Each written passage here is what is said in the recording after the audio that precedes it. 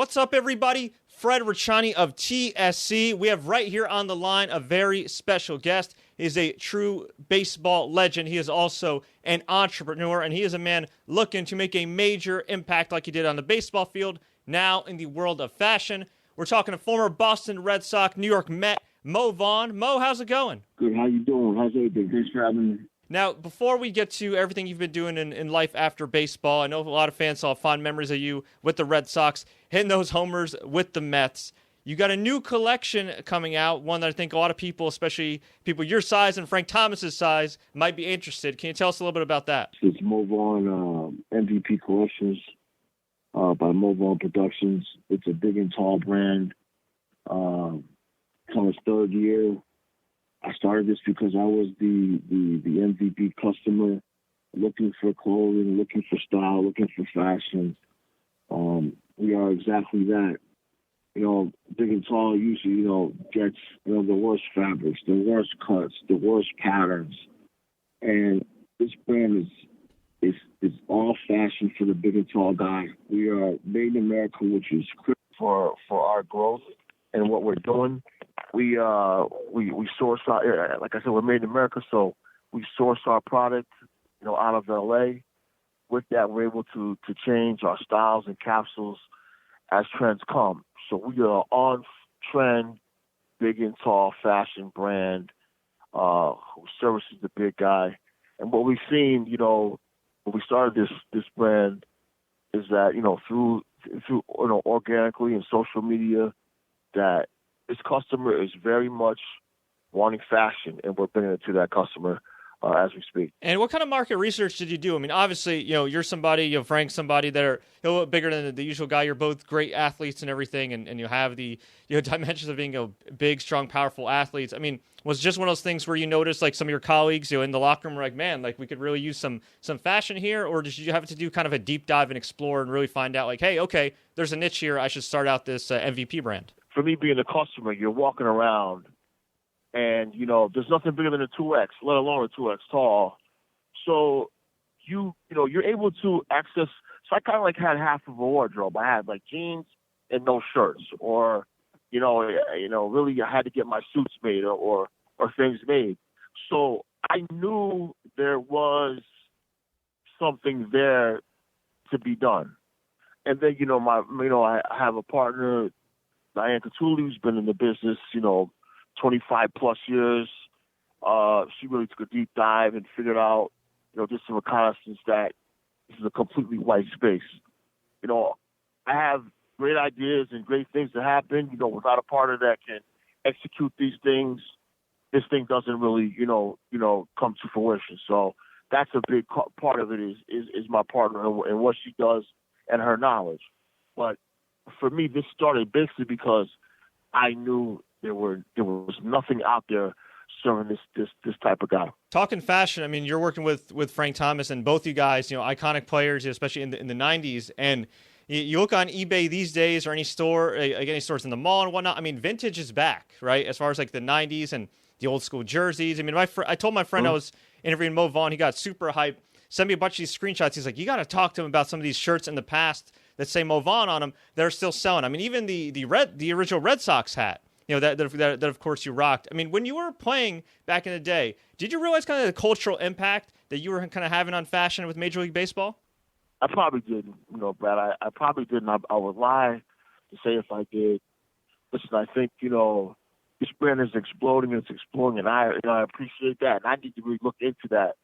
But bringing on a guy like Frank Thomas, we've been friends since we've been in college. This is not news. We've been great supporters of each other throughout our careers. It's been a rivalry friendship. It's never been, ego-driven or, competitive-driven, in that way. We've always pushed each other to do well. And he's, the type of guy, his pedigree, which, the Hall of Fame status, eugenics, Fox Sports, World Series coverage. He's the type of partner that can really help us enhance this brand. So it's basically, we're glad he's here. It's our coming out, today, this week with, press about him coming aboard So between all those things, it's a lot of great things happening. And yes, we want, if whatever's vintage happened in the 1990s that work, we want to bring that stuff back. So we're glad he's here. Now, you're a multi-time All-Star, former MVP, had a very successful career. But I would imagine right after you retired, there was definitely a void to be filled, not being able to play baseball anymore. Initially, 100%. Before you got into fashion, how did you find a way to fill that void? It was tough. It wasn't easy.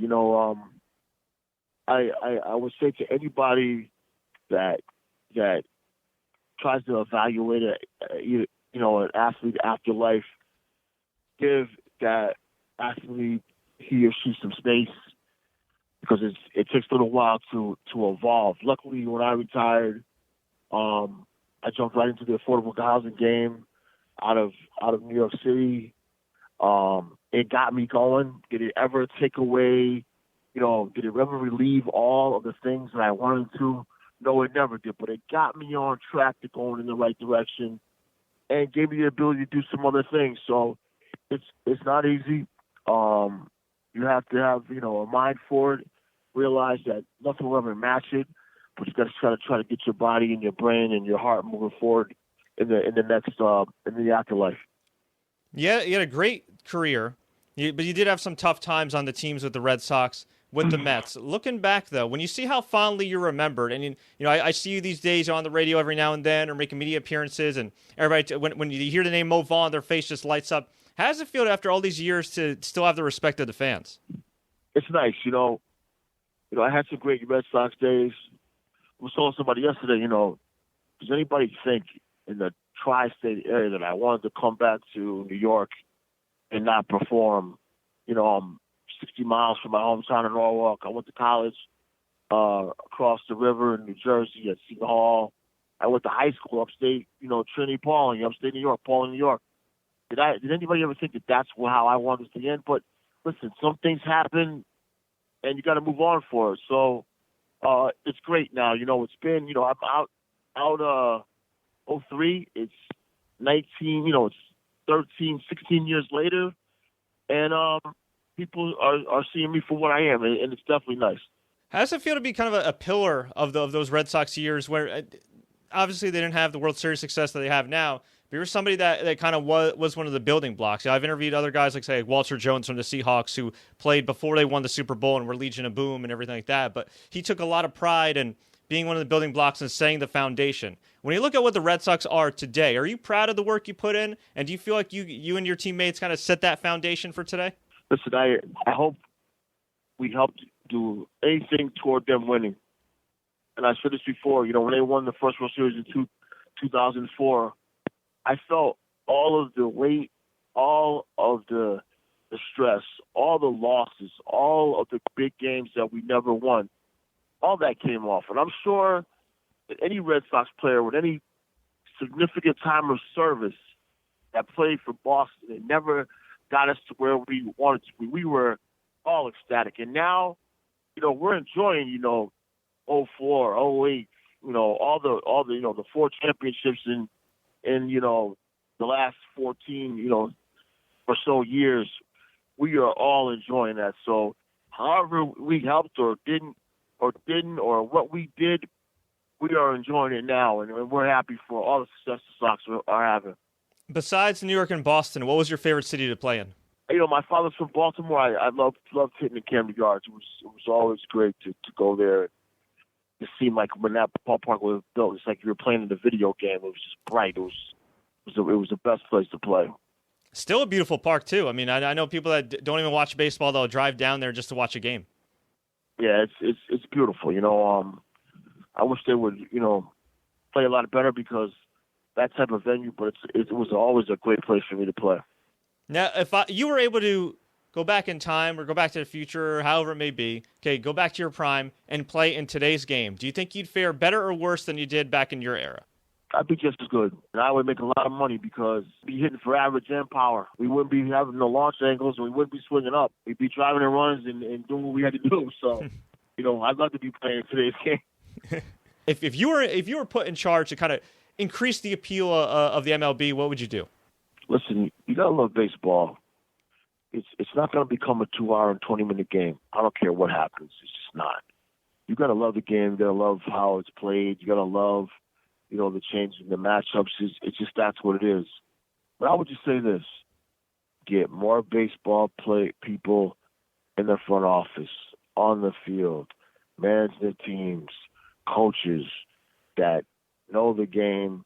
Stop reading all these analytics and get the right people on the field and involved with the game, and you're going to bring the fans back to the game. We got a few fan questions here, some quick hits. Are you ready? I'm ready. All right. Who was the best baseball player you played with and against? Best baseball player I played with. I played with Roger Clemens. Played with some pretty good guys, but probably Roger was overall the best, baseball player I ever played with. I played against Frank Thomas, and I played against Barry Bonds, and I played against Ken Griffey. You can put them, you can put them all in one. But I was lucky enough to play against those guys, and when I was playing. Funniest player you shared the locker room with?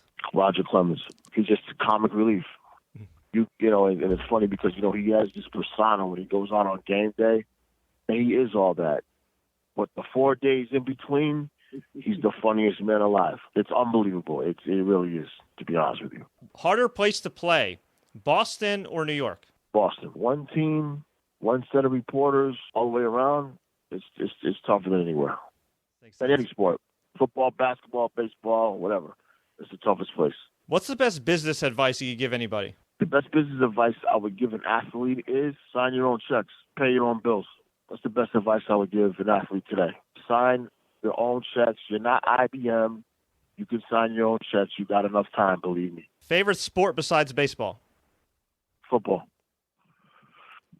If you could have been any other type of athlete or had any other career path besides baseball and been just as successful, what would you have gone into? I would have been a quarterback.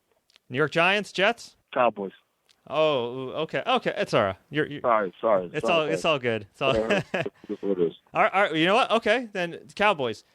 What do you see the future for the Cowboys being in 2019? I don't know. I think Cowboys, you got to play defense, man. We've had some great years.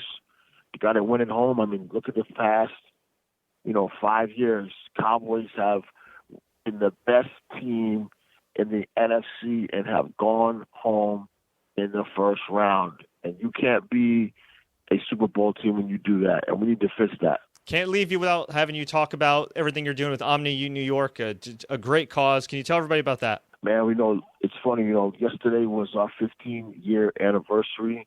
We had a nice event at at our office, and I told everybody this. I thank Omni for one solid reason. I was able to play the game of baseball, put my name up in lights, and be loved in star fashion. I was the star. Between my partners and my staff, we've done the same thing. And not many people get the ability to live two lives at a high star level. And Omni is that on the real estate entity, and I've been able to live that as an athlete. And I just thank everybody for that, because that's exactly what it is. We walk around, as superstars in our industry, and it's all because we have great integrity. And everything I've learned, business-wise, business acumen-wise, I've learned from my two partners being in the affordable housing space in New York City and doing what we've done. And obviously continuing to make a positive impact. Mo, we really do appreciate the time. Where can fans find more information about you, MVP, and Omni Online? Listen, we have Mo Vaughn, MVPcollections.com. We are in Macy's. We are King Size Direct. We are online GXL. Go on those sites, check out the clothes, buy the clothes. I'm telling you, the clothes feel good. They fit well. It's a great product. Forget about it, the name being Mo Vaughn. Realize that our product is what it is. It's not just a name. We back it up by what we do.